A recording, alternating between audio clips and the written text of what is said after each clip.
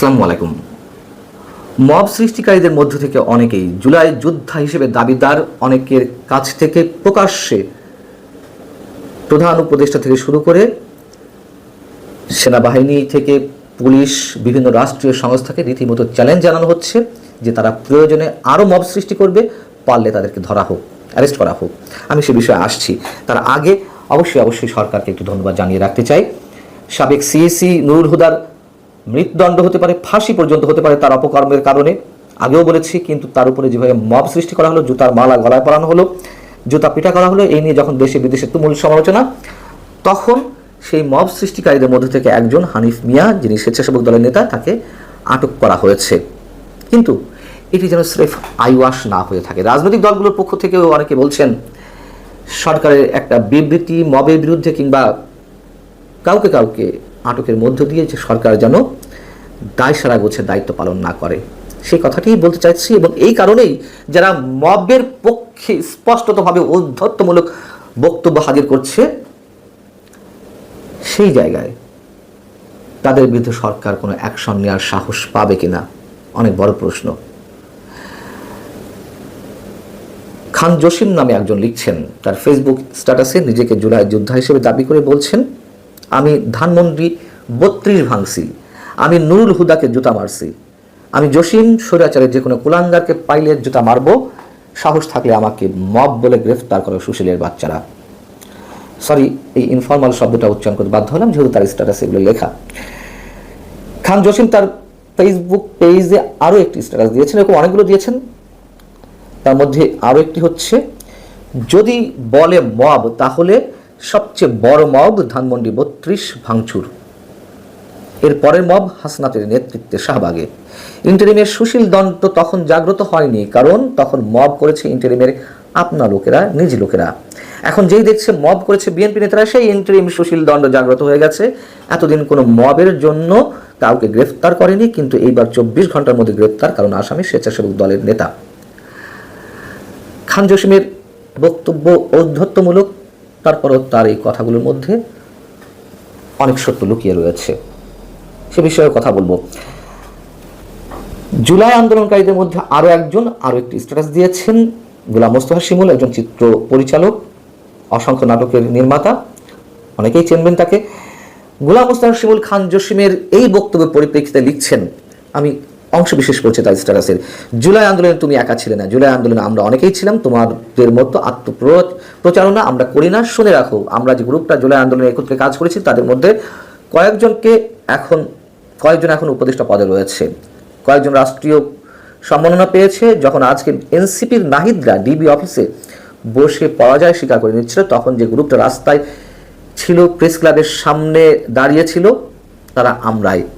হাসিনা পালানোর পর কোথাও নিজেকে দাবি করি নাই যে হাসিনা বিরোধী আন্দোলনে আমরা অন্যতম সৈনিক, কারণ আমরা ফায়দা নিতে চাই না, আমরা দেশকে স্থিতিশীল অবস্থায় দেখতে চাই। বিপ্লবের পরে দেশের মালিকানা তোমাদেরকে দেয়া হয়নি, দেশ আমাদের সবার। অবশ্যই চরম সত্য কথা বলেছেন গোলাম মোস্তফা শিমুল। যারা চরমভাবে বেনিফিশিয়ারি হওয়ার মাধ্যমে যারা দেশকে অস্থিতিশীল করতে চায়, তারা কথায় নিজেদেরকে জুলাই যোদ্ধা হিসেবে এখন দাবি করার চেষ্টা করছেন। এখন বিষয় হচ্ছে যে, যেহেতু নুরুল হুদাকে জুতা পিটা করার পরে, তার উপরে মব সৃষ্টি করার পরে গভীর রাতে সরকার একটা বিবৃতি দিয়েছিল যে যারা তাকে শারীরিকভাবে লাঞ্ছিত করেছে, আইনের পরিপন্থী এবং ফৌজদারি অপরাধ সৃষ্টি করেছে, এ ধরনের মব সৃষ্টিকারী, উশৃঙ্খল পরিস্থিতি সৃষ্টিকারী যে কাউকে আইনের আওতায় আনা হবে, এমনটা ঘোষণা দিয়েছিল। তার পরিপ্রেক্ষিতে জসিম খানদের মতন অনেকেই স্ট্যাটাস দিয়েছেন, ঔদ্ধত্য প্রকাশ করছেন মবের পক্ষে। আমি শুধু খান জসিমের স্ট্যাটাসটা আপনার সামনে তুলে ধরলাম। এই হচ্ছে বর্তমান পরিস্থিতি বাংলাদেশ। তারা যে চ্যালেঞ্জটা সরকারের বিরুদ্ধে জানাচ্ছে, প্রধান উপদেষ্টাকে চ্যালেঞ্জ করছে রীতিমতো, সাহস কি হবে সরকারের তাদের বিরুদ্ধে কিছু করার? তারা ওপেন বলেছে যে পারলে আমাদের বিরুদ্ধে কিছু করুক, পারলে অ্যারেস্ট করুক। এবং খান জসিমের স্ট্যাটাসে যে কথাগুলো লুকিয়ে রয়েছে, এটা তো সত্য। হাসনাত আবদুল্লাহরা প্রকাশ্যে ঘোষণা দিয়ে জাতীয় পার্টির কার্যালয় ভাঙচুর করেছিল, আগুন ধরিয়ে দিয়েছিল, এবং সার্জিস আলম, হাসনাত আব্দুল্লাহদের নেতৃত্বে শুরু থেকে বিভিন্ন জায়গায় মবের সৃষ্টি করা হয়েছে। বঙ্গবন্ধুর ঐতিহাসিক বাড়ি যখন বুলডোজার দিয়ে ভাঙিয়ে দেওয়া হলো, তখনও তো আসিফ মাহমুদ সজীব ভুইয়া, এর আগেও আমি বলেছি, স্পষ্ট করে ঘোষণা দিল এই কর্মকাণ্ডের জন্য, নির্দেশ দিল। বাইরে থেকে বিভিন্ন সময় যে ওহী নাজিল হয় আটলান্টিকের ওপার থেকে, যারা দেশকে অস্থিতিশীল করতে চায়, সরকারকে অস্থিতিশীল করতে চায়, নিঃসন্দেহে তারাই, তাদের নির্দেশে মব সৃষ্টি করা হচ্ছে, অথচ তাদের পরামর্শে সরকার পরিচালিত হচ্ছে। এটি ওপেন, আমরা সবাই জানি। তাদের বিরুদ্ধে কোনো শব্দ উচ্চারণ করবে সরকার, হাসনাত আব্দুল্লাহ, সার্জিস আলম তো বাদই দিলাম,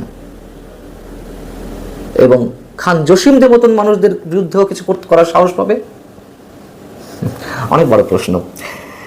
আরো একটি মজার বিষয় হচ্ছে, নুরুল হুদাকে জুতা পিটা করার পর অথবা তার গলায় জুতার মালা ঝুলিয়ে যেভাবে মব সৃষ্টি করা হলো, সেটি নিয়ে যে তুমুল সমালোচনা চারিদিক থেকে করা হলো, এটির পরিপ্রেক্ষিতে বিএনপির একটি অংশ আবার এই প্রচারণা চালানো শুরু করেছে যে আওয়ামী লীগের সময়ও কাদের উপরে মবের সৃষ্টি করা হয়েছিল।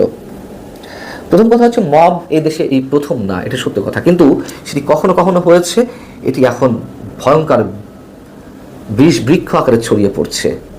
মানুষ আতঙ্কিত, ঘর থেকে বের হতে গেলে কোন অজুহাতে, কোন উছিলায় তাদের উপরে এই ধরনের আক্রমণ চালানো হয়। এখনকার মব জায়েজ করা কি আছে?